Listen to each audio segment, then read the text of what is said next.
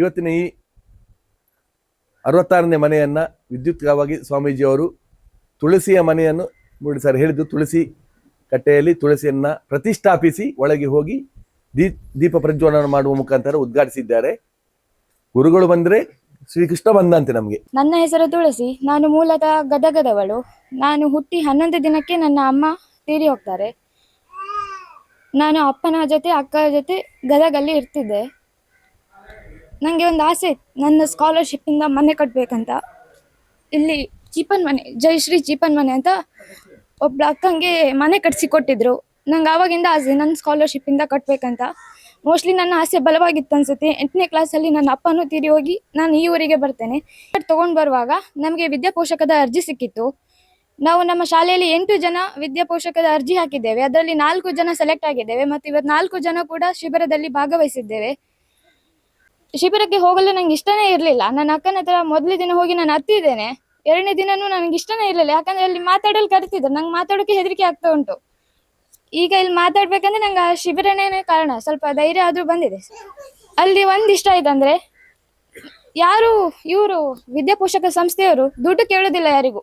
ಇಂಥ ವಿದ್ಯಾರ್ಥಿಗೆ ಮನೆ ಕಟ್ಸ್ಕೊಡ್ಬೇಕು, ಸ್ಕಾಲರ್ಶಿಪ್ ಕೊಡಬೇಕು, ದುಡ್ಡು ಕೊಡಿ ಅಂತ. ಆ ದಾನಿಗಳೇ ಇವರ ಕಾರ್ಯಗಳನ್ನು ನೋಡಿ ಅವರೇ ಸ್ಪಾನ್ಸರ್ ಮಾಡ್ತಾರೆ. ನನಗೀಗ ಇಂಜಿನಿಯರ್ ಆಗ್ಬೇಕಂತ ಆಸೆ ಇದೆ, ಆಗ್ತೇನೆ ಕೂಡ. ಒಂದು ನಮಗೆ ಕೊಡುವ ಮನಸ್ಸಿದ್ರು ಸಮೇತ ಒಂದು ವ್ಯವಸ್ಥೆ ಮಾಡಿ ಕೊಡೋರು ಇದ್ದಾರಂತಾದ್ರೆ ನಮಗೊಂದು ಧೈರ್ಯ ಆಗ್ತದೆ. ಹಾಗಾಗಿ ನಾನು ಯಾವಾಗಲೂ ನಮ್ಮ ಫ್ರೆಂಡ್ಸಿಗೆ ಎಲ್ರಿಗೂ ಹೇಳೋದುಂಟು. ಯಾಕಂತ ಹೇಳಿದ್ರೆ ಯಕ್ಷಗಾನ ಕಲಾರಂಗ ಅನ್ನುವಂಥದ್ದು ಒಂದು ದೊಡ್ಡ, ಒಂದು ತುಂಬ ಶಕ್ತಿಯುತವಾದ ಒಂದು ಟೀಮು. ಯಕ್ಷಗಾನ ಕಲಾರಂಗ ಅಲ್ಲಿಯ ಪದಾಧಿಕಾರಿಗಳು, ಅವರು ಅಲ್ಲಿಯ ಪದಾಧಿಕಾರಿಗಳು ಎಲ್ಲರೂ ಕೂಡ ನನಗೆ ಈ ಶತಮಾನದವರ ಹಿಂದಿನ ಶತಮಾನದವರ ಅಂತ ಇನ್ನೂ ಜಿಜ್ಞಾಸೆಯಲ್ಲಿದ್ದೇನೆ ನಾನು. ಯಾಕೆ ಅಂತ ಹೇಳಿದರೆ ಅವರಿಗೊಂದು ಗುಂಪು ಕಾರ್ಯಕ್ರಮ ಮಾಡಲಿಕ್ಕೆ ಬರುವುದಿಲ್ಲ, ಅಥವಾ ಯಾವುದಾದ್ರು ರಾಜಕೀಯ ಪಕ್ಷದ ಒಟ್ಟಿಗೆ ಸೇರಿಕೊಂಡು ಪಿಕ್ಲಾಟ ಮಾಡಲಿಕ್ಕೆ ಬರುವುದಿಲ್ಲ, ಅಥವಾ 30 ರೂಪಾಯಿ ಖರ್ಚಿಗೆ 300 ರೂಪಾಯಿ ಗೋಚರ ಹಾಕಲಿಕ್ಕೂ ಬರುವುದಿಲ್ಲ. ಅಧಿಕಾರ ಆಸೆ ಅಂತ ಖಂಡಿತ ಇಲ್ಲ. ಇದು ಯಾವ ರೀತಿಯ ಸಂಘ ಅಂತಲೇ ನಂಗೆ ಆಶ್ಚರ್ಯ ಆಗ್ತಾ ಉಂಟು.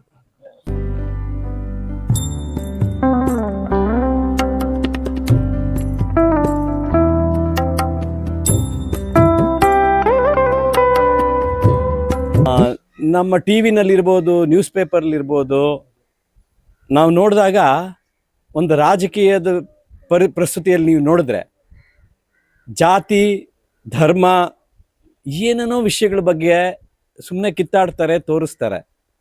ಇಲ್ಲಿ ನನಗೆ ಕಾಣಿಸ್ತಾ ಇರೋದು ಯಾವ ಜಾತಿ, ಯಾವ ಧರ್ಮ, ಯಾರು ಏನು ಅಂತ ಏನೂ ನೋಡಿದೆ. ಮಾನವೀಯತೆ ಒಂದು ಮೆರಿತಾ ಇದೆ ಇಲ್ಲಿ. ತುಂಬ ಖುಷಿ ಆಯ್ತು ನನಗೆ. ಇದು ಇವಳೊಬ್ಳು ಹೆಣ್ಣು, ಅವಳಿಗೊಂದು ಅವಶ್ಯಕತೆ ಇದೆ. ಒಂದು ನೋಡಿದ್ರು ವಿದ್ಯಾಪೋಷಕದವರು ಅವಳಿಗೆ ಸ್ಕಾಲರ್ಶಿಪ್ ಕೊಡ್ತಾ ಇದ್ದಾರೆ.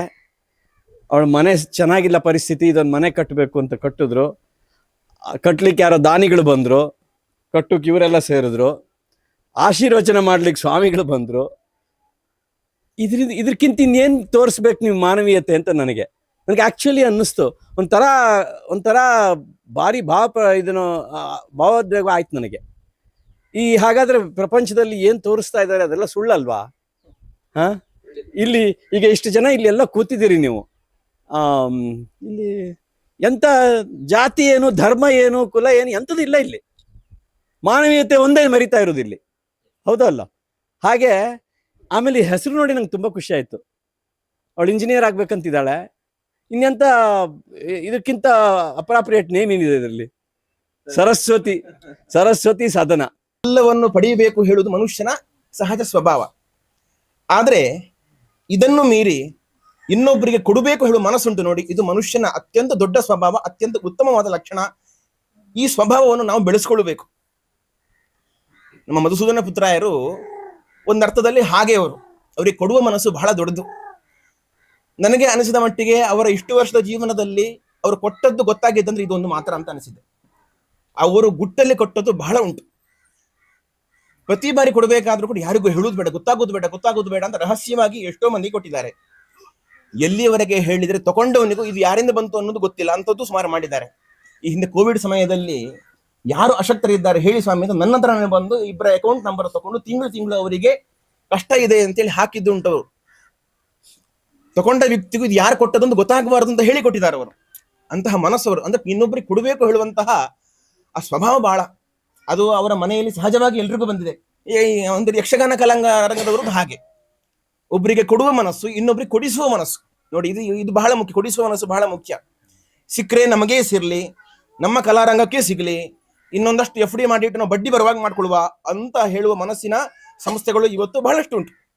ಇದನ್ನೆಲ್ಲವನ್ನು ಮೀರಿ ಯಕ್ಷಗಾನ ಕಲಾರಂಗದವರು ತಮ್ಮ ವ್ಯಾಪ್ತಿಯನ್ನು ಮೀರಿ, ಈ ಯಕ್ಷಗಾನದ ವ್ಯಾಪ್ತಿಯನ್ನು ಮೀರಿ, ಅವರ ರಂಗಸ್ಥಳ ಬಹಳ ದೊಡ್ಡದು. ಯಕ್ಷಗಾನದ ರಂಗಸ್ಥಳ ಅವರಿಗೆ ಸಾಕಾಗುವುದಿಲ್ಲ. ಯಕ್ಷಗಾನದ ರಂಗಸ್ಥಳ ನಿಮಗೆ 10x10, ಇವರಿಗೆ ಎಷ್ಟಿದ್ರೂ ಸಾಲುವುದಿಲ್ಲ. ಅವರು ವಿದ್ಯಾಪೋಷಕ ಉಂಟು, ಇಂಥ ಗೃಹ ನಿರ್ಮಾಣ ಉಂಟು, ಹೀಗೆ 10 ಹಲವು ಸಮಾಜಕ್ಕೆ ಯಾವುದು ಬೇಕು ಅಂತ ನೋಡಿ ಗಮನಿಸಿ ಅಲ್ಲಿ ಯಕ್ಷಗಾನ ಕಲಾರಂಗ ಸದಸ್ಯರು ಸಿದ್ಧರಿರ್ತಾರೆ. ನಾವು ಇದ್ದೇವೆ ಇಲ್ಲಿ ಇಂತ.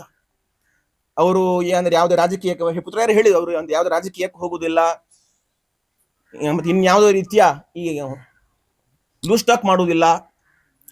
ಸಭ್ಯವಾದ ಸಂಸ್ಥೆ ಅಂತ ಅನಿಸಲಿ. ಕಾರಣ ಏನು ಹೇಳಿದ್ರೆ, ಈ ಸಂಸ್ಥೆಯ ಪ್ರತಿಯೊಬ್ಬ ಸದಸ್ಯರು ಕೂಡ ಬಹಳ ಸಭ್ಯರು, ಸಭ್ಯಸ್ಥರಿರುವಂತಹ ಏಕೈಕ ಉಡುಪಿಯ ಸಂಸ್ಥೆ ಅಂತಂದ್ರೆ ಅದು ಯಕ್ಷಗಾನ ಕಲಾರಂಗ ಅಂತ ನಾವು ಹೆಮ್ಮೆಯಿಂದ ಹೇಳ್ಬೋದು.